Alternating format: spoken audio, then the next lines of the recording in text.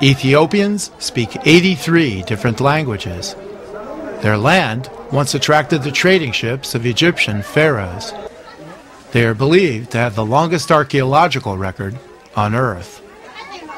One of the world's oldest Christian civilizations, Ethiopia's cultural and linguistic traditions are as rich and varied as anywhere in Africa.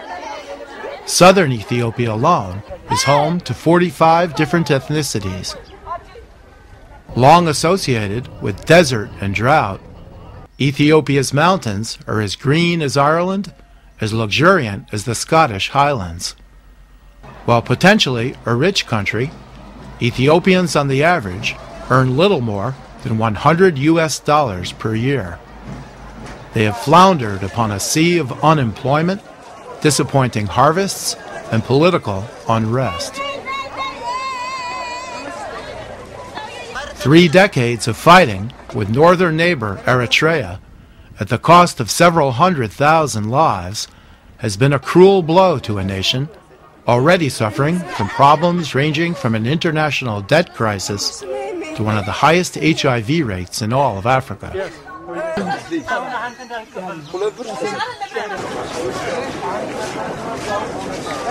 Traveling in Ethiopia is an adventure. Buses and trains might show up a few hours late or not show up at all. Restaurants offering 8 items on a menu might be serving only one of the 8. But the range of experience in the nation is a wide one. Located at the crossroads of the African and Arab worlds, Ethiopia encompasses the best of each, with more than its share of adversity thrown in for good measure.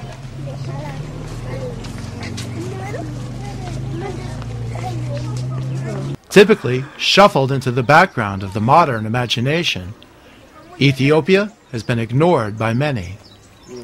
But the wonders of the country are not so easily dismissed.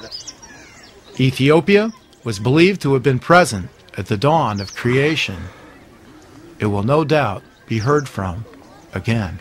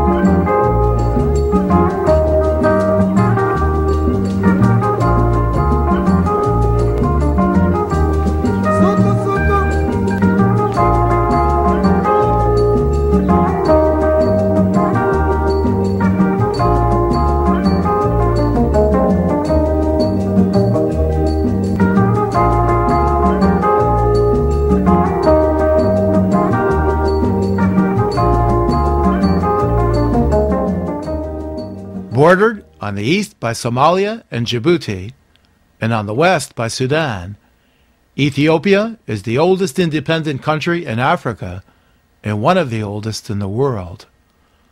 Located squarely in the Horn of Africa, Ethiopia's neighbors include Eritrea to the north and Kenya to the south. Once known as Abyssinia, Ethiopia is nearly twice the size of Texas and about the same size as South Africa.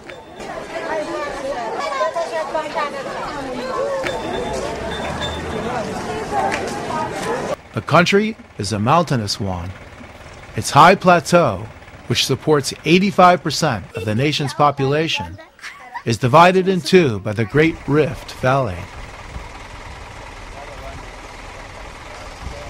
Home to the Blue Nile, which joins the White Nile in Sudan, Ethiopia's mountains supply Egypt's Nile River basin with 90% of its water, bringing nourishment to more than 100 million people.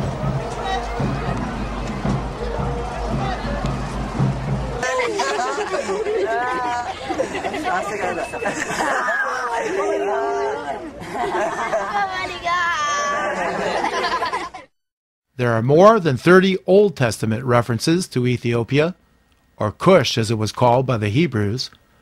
The name Ethiopia is believed to be Greek in origin, meaning the burned ones.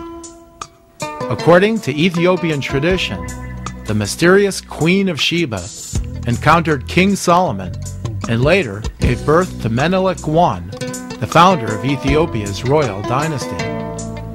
The story is a mix of history and legend and incorporates traditions ranging from Islamic to Arabian, from Persian to Jewish. The Ethiopian emperor, Haile Selassie, claims to be a link in this chain. Between 1930 and 1974, Selassie helped modernize Ethiopia. He oversaw the establishment of provincial schools and the country's entry into the UN. Ethiopian slavery was abolished, and African students were sent abroad to study.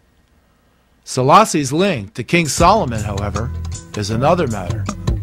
It's considered by many to be more myth than fact. Italy occupied Ethiopia between 1937 and 1941. Apart from this intrusion, Ethiopia, almost unique among African nations, managed to avoid European colonialism, preserving the nation's rich culture in the process.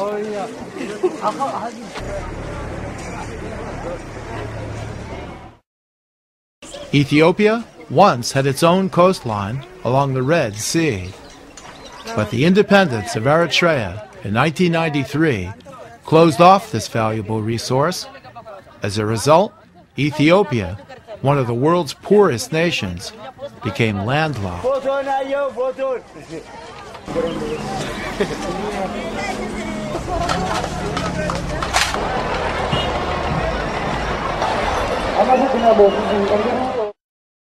The country's points of interest are numerous and wide-ranging.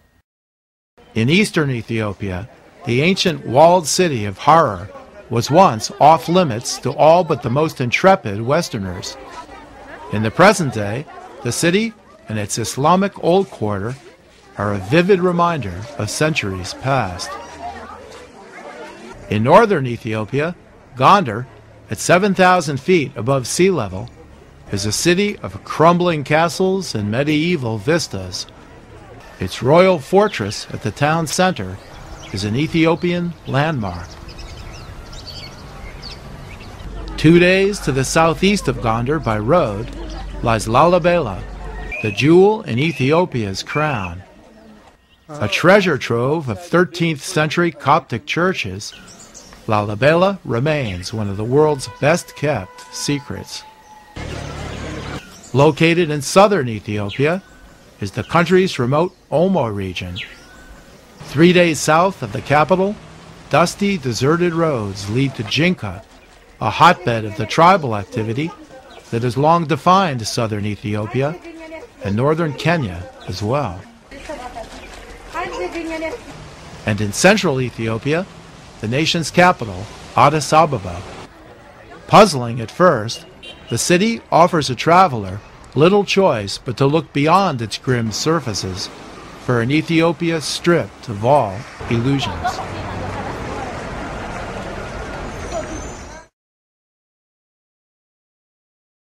In northern Ethiopia, 3 unique towns form the arc of a pearl necklace of ancient history. Gondar, at an elevation of 7,000 feet, is as good a place as any to begin the journey. Located in the foothills of the Simien Mountains, 300 miles north of Addis Ababa, the town and its surroundings should end once and for all any thought of Ethiopia as a barren desert.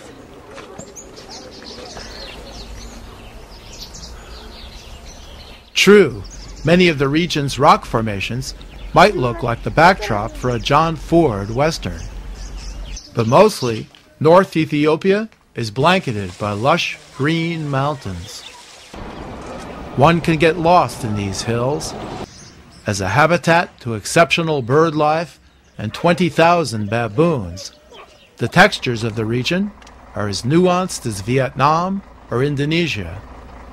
Its byways and backroads lead to ancient churches reachable only on foot or on the back of a mule.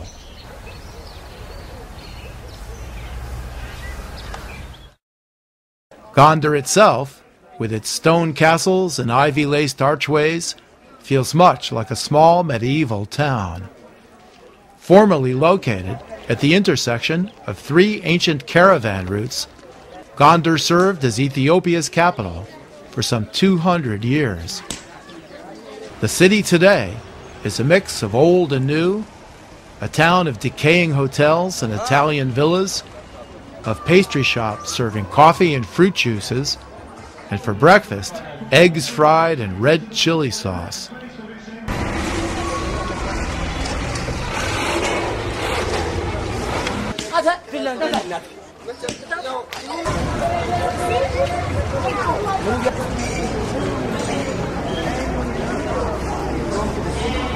In Gondar, rural visitors still carry goods to market on foot, while minivans swerve to avoid donkey carts.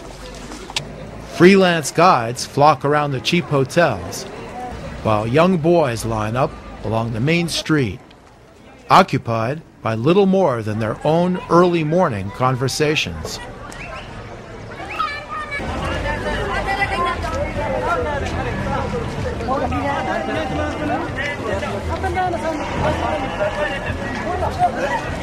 While the city has more than its share of rough edges, Gondar, for the most part, is visually striking.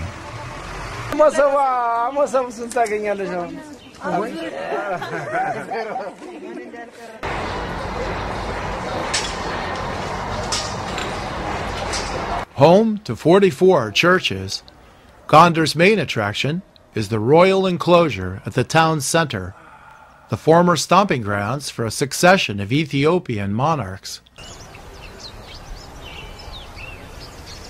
Rocked by an earthquake in 1704 and by British bombs during the Liberation Campaign of 1941, the ruined palaces architecturally owe a debt to cultures ranging from Moorish to Portuguese, from Indian to Aksumite.